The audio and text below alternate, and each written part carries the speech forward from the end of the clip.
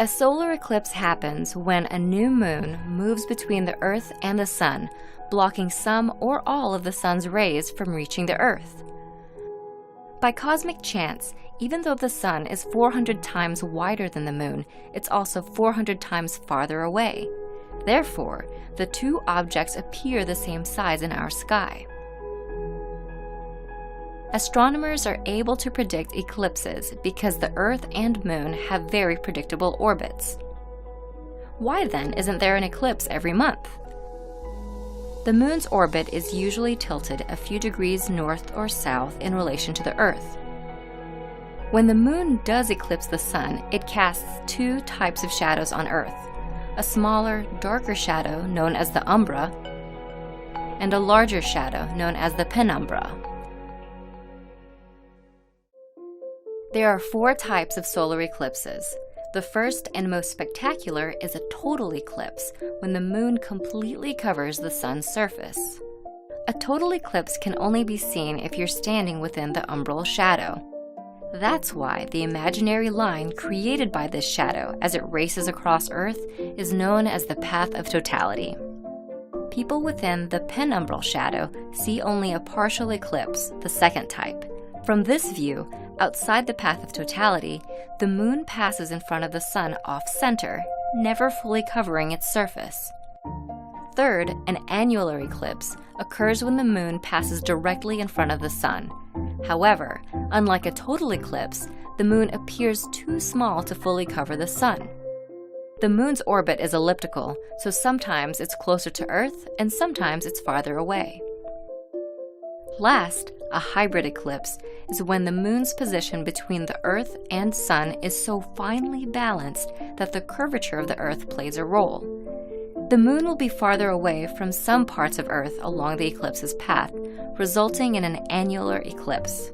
In other parts, the Moon will be just close enough to fully cover the Sun, resulting in a total eclipse.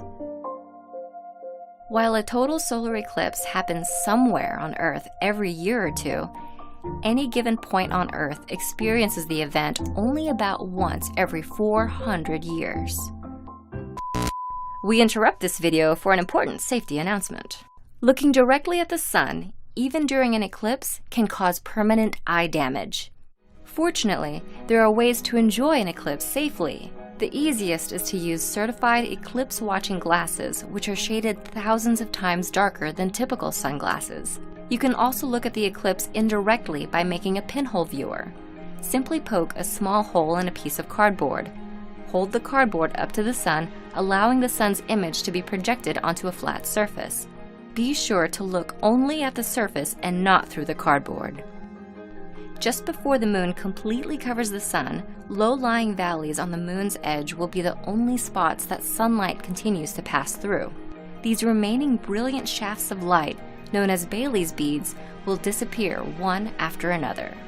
And finally, a single bead of light remains, known as the diamond ring, signaling that you're just seconds away from experiencing totality.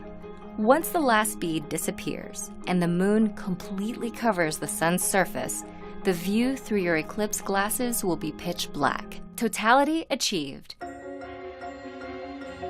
At this point, none of the Sun's rays are reaching your eyes, and it's the only time that it's safe to take off your glasses.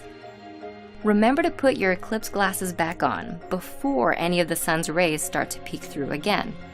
Any sunlight reaching your eyes, even for a few seconds, can cause serious damage.